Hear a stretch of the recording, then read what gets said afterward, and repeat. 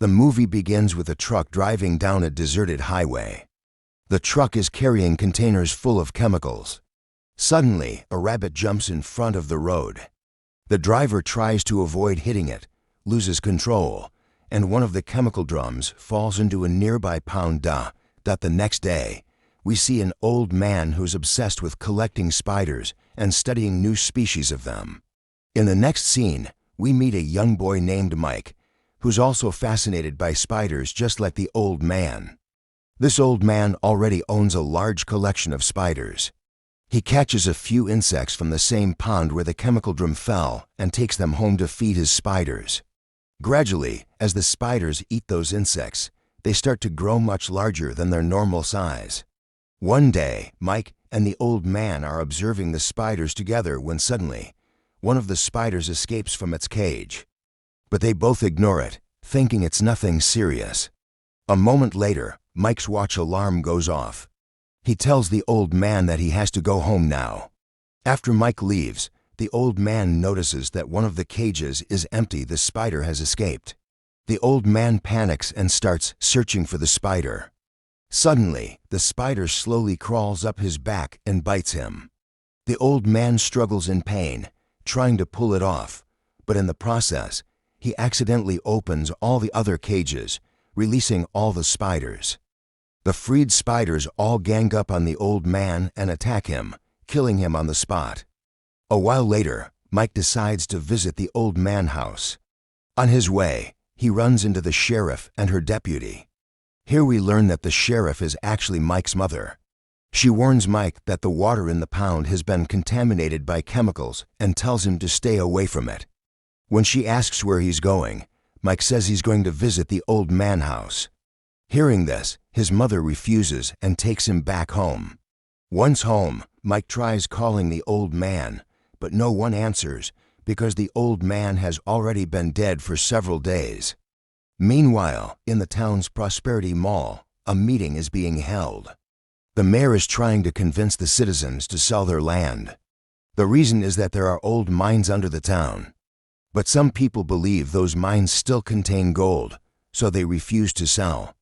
Just then, a man named Chris arrives and tells the mayor that he will not sell his land.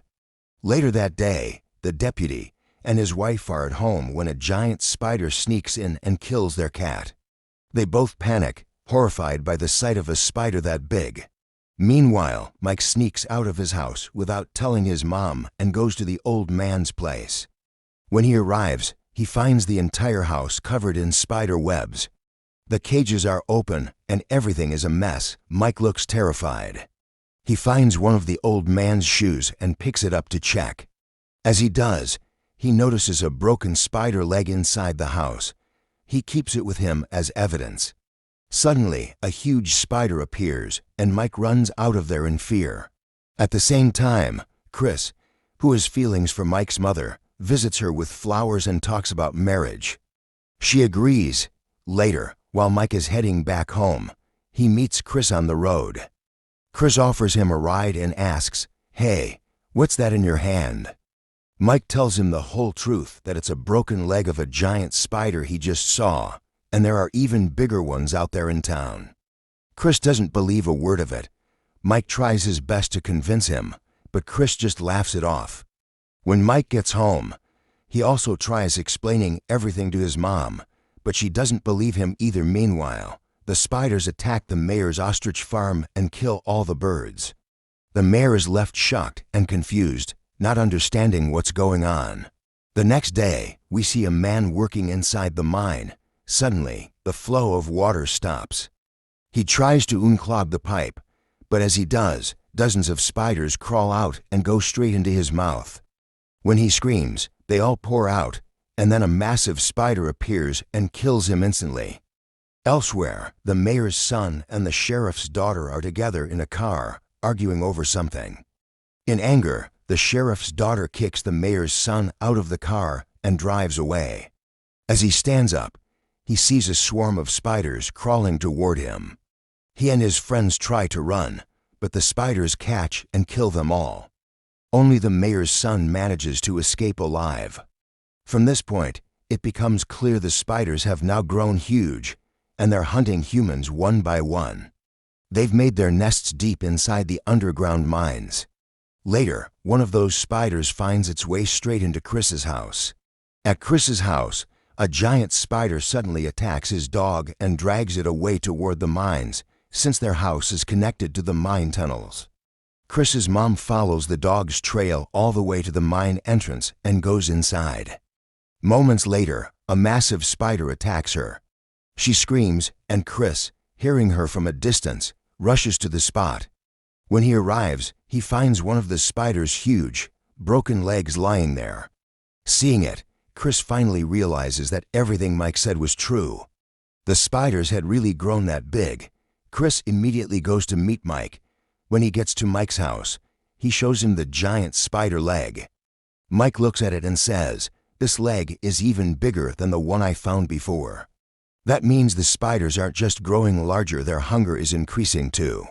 And now, humans have become their easiest prey. Just then, they both hear Mike's sister screaming. They rush to her room and find a spider wrapping her in its web. Chris tries to fight it off, but the spider traps him too. At that moment, Mike's mother, the sheriff, bursts in with her gun and shoots the spider dead, saving both of them. Now the sheriff fully understands how serious the danger is. She immediately calls the deputy and tells him to bring all the weapons home. While she's trying to figure out how to alert the townspeople, Mike suggests using the radio to warn everyone. The sheriff wastes no time and heads straight to the radio station. On her way, she sees chaos everywhere, giant spiders crawling all over the town, destroying everything in sight. When she reaches the station, she grabs the microphone and broadcasts a message. The town is under attack by giant spiders. If anyone wants to survive, they must head straight to Prosperity Mall. The sheriff chose the mall because its walls are strong and could protect everyone inside. But while she's still speaking on the radio, another huge spider attacks the building. People panic. At first, the townsfolk think it's just another one of the radio host's jokes. He's known for his pranks, but when they start seeing spiders everywhere around them, they realize it's all real. People start running toward the mall in terror. The sheriff and Chris barely escape the giant spider chasing them and also reach the mall. Other townspeople manage to get there too, but the spiders follow and attack from behind. Even though everyone's terrified, they fight back bravely because there's no other choice. Some manage to get inside the mall, while others are caught and killed right outside the doors. The deputy suggests calling the army. Only the military can handle something like this. But the sheriff says the phone lines are down, so there's no way to contact them. The mayor speaks up and says, "I have a cell phone, but the signal only works on the roof." So, Chris and the radio host decide to climb up to the roof to restore the signal. Before they go, Mike hands Chris a bottle of perfume and says, "If you need it, use this." The smell is strong enough to confuse the spider's senses. Chris and the radio host climb the tower and manage to restore the network. Chris makes an emergency call asking for military help, but no one takes it seriously. The line cuts off before he can explain. Suddenly, a massive spider smashes through the mall doors and smaller spiders swarm inside, attacking the people. The radio host distracts the spiders, pulling their attention away, and then jumps off the roof to escape. Chris also barely makes it out alive. The survivors regroup inside the mall and decide they have no choice but to escape through the mine tunnels. They enter the mines, not realizing that the tunnels are actually the spider's main nest. Out of nowhere, one of the giant spiders appears and attacks them. They move cautiously from one tunnel to another and start seeing dead bodies lying everywhere. Mike looks at them and says, "These bodies haven't been eaten yet. That means they're being saved as food for later." The spiders were keeping the bodies to feed on them later. As they move deeper, they find the mayor trapped in a giant web. They cut him loose and realize he's still alive. Chris decides to go back alone to find his mother inside the mine so the others can stay safe. The sheriff agrees, and they make a plan. The tunnels are filled with gas, so Chris says, "Sheriff, turn on the generator. I'll move out from here." Following his instructions, the sheriff heads outside. Chris searches the mine and finally finds his mother.